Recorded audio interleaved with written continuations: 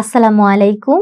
আমি পুষ্টিবিদ উম্মে কুলসুম নীলু। আজকে আপনাদের সাথে কথা বলবো ইনসুলিন রেজিস্ট্যান্স নিয়ে। এখানে কথা বলতে গেলে আমাদের জানতে হবে প্রথমে ইনসুলিনটা আসলে কি। ইনসুলিনটা হলো আমাদের শরীরের একটা মাস্টার হরমোন। এটা আমাদের রক্তের চিনি বা যে কার্বোহাইড্রেট গুলো আছে সেটা কোষের ভিতরে ঢুকিয়ে শক্তি তৈরি করে। কিন্তু যখন ইনসুলিন ঠিকমতো কাজ করতে পারে না আর চিনি কোষে ঢুকে শক্তি ব্যবহার করতে পারে না, তখনই কিন্তু শুরু হয় ইনসুলিন রেজিস্ট্যান্স। তো এটা শুধু শর্করার সমস্যাই নয়, অনেক হরমোনের ভারসাম্যকেও এটা কিন্তু প্রভাবিত করে। দীর্ঘমেয়াদে এটা ডায়াবেটিস, আপনার হার্ট ডিজিজ, উচ্চ রক্তচাপ, আপনার ওবেসিটি, ফ্যাটি লিভার, পিসিওএস এগুলোর ঝুঁকি বাড়ায়। তো ইনসুলিন রেজিস্ট্যান্সটা আসলে কেন হয়? তো সাধারণভাবে যদি আমরা এটা বলতে চাই, তো সেক্ষেত্রে আমাদের যে খাদ্যাভ্যাস আর জীবনধারার যে প্রবলেমটা, সেটাই হচ্ছে এটার মূল কারণ।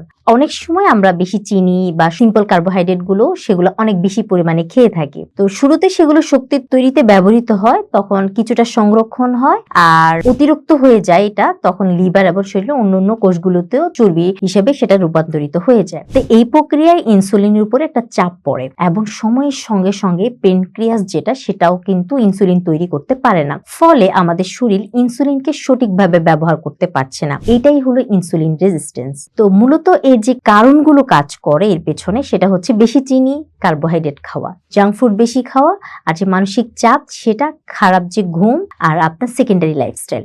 এইসব মিলিয়ে শরীরের যে হরমোনাল যে একটা ব্যালেন্স সেটা নষ্ট হয়, আর ইনসুলিন কার্যকর হয় না, আর রেজিস্ট্যান্সটা শুরু হয়ে যায়। এখন আসি ইনসুলিন রেজিস্ট্যান্সের যে লক্ষণ সেগুলো কি কি। সাধারণভাবে যেগুলো বোঝায়, আমাদের চোখে পড়া যায়, সেটা হচ্ছে খাওয়ার পরেও আমাদের কি বারবার ক্ষুধা লাগা, খুব দ্রুত ক্লান্ত লাগা, ওজন বেড়ে যাওয়া, বিশেষ করে আমাদের যে পেটের দিকে চর্বি আছে সেখানে চর্বি জমতে থাকা, চামড়ায় যে কালো দাগ দেখা, সেটা হচ্ছে আপনার গলায়, বগলে, এইসব জায়গাতে অনেক কালচে দাগ দেখা যায়। আর আপনার মনোযোগ কমে যাওয়া, সেক্ষেত্রে মাথা ঝিমঝিমও হয়। আর মেয়েদের ক্ষেত্রে পিসিওএস এর যে সমস্যা সেটা তো দেখাই যায়। এই লক্ষণগুলো যদি দেখা যায় তাহলে আপনার ইনসুলিন ঠিকমতো ব্যবহার হচ্ছে না, মানে অর্থাৎ আপনার ইনসুলিন রেজিস্ট্যান্স এর লক্ষণ এগুলো। তো কিভাবে বুঝবেন আপনার যে ইনসুলিন রেজিস্ট্যান্স আছে? অনেক সময় এটা সরাসরি দেখা যায় না, তাই ব্লাড টেস্ট করে নিয়ে এটা নিশ্চিত হওয়া যায়। তো সবচেয়ে নির্ভরযোগ্য এবং প্রচলিত যে চিকিৎসাটা সেটা হচ্ছে হোমওয়াইয়ের টেস্ট। এই পরীক্ষায় মানে ফাস্টিং ইনসুলিন আর যে ফাস্টিং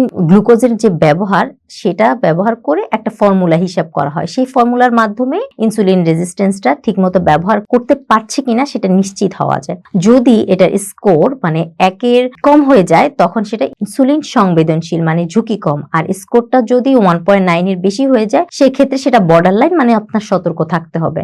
আর স্কোরটা যদি আপনার 2.9 এর বেশি হয়ে যায়, তখন মানে ইনসুলিন রেজিস্ট্যান্স আছে, মানে আপনার ঝুঁকি বেশি। তো সাধারণভাবে যদি বলতে যাই, তাহলে আমরা দেখতেই পাচ্ছি স্কোর যাদের বেশি তত ঝুঁকি বেশি, মানে ডায়াবেটিস, ফ্যাটি লিভার, পিসিওএস, অন্যান্য যে রোগগুলা সেগুলো হওয়ার সম্ভাবনায় অনেক বেশি। এখন আসি ইনসুলিন রেজিস্ট্যান্সের প্রতিকার এবং চিকিৎসা নিয়ে।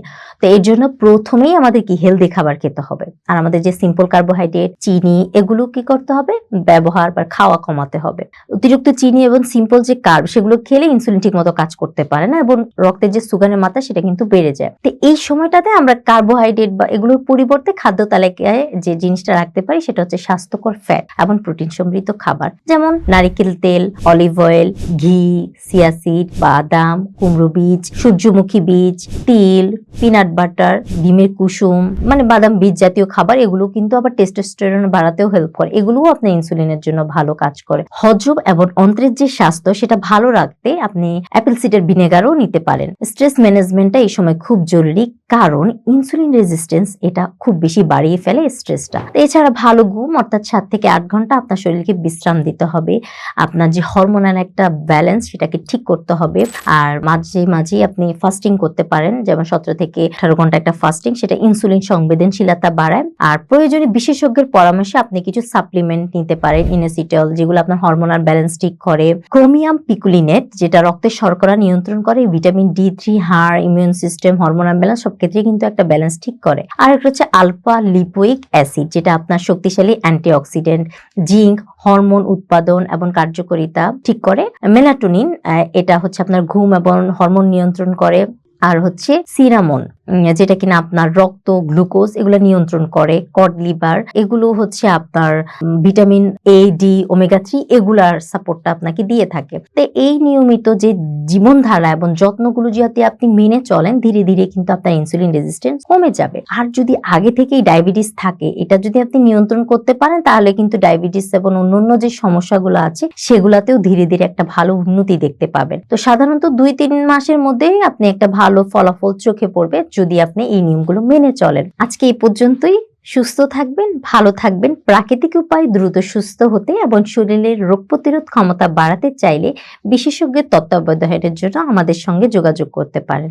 ধন্যবাদ সবাইকে। আসসালামু আলাইকুম।